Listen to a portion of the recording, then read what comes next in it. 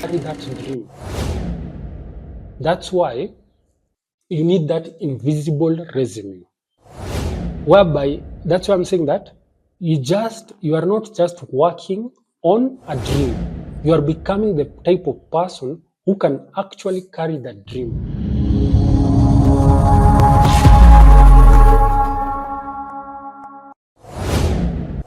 The wrong energy can easily, I'm not saying, let me rephrase it, can easily attract the wrong energy.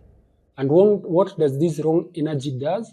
It sometimes makes you kill your dream, kill your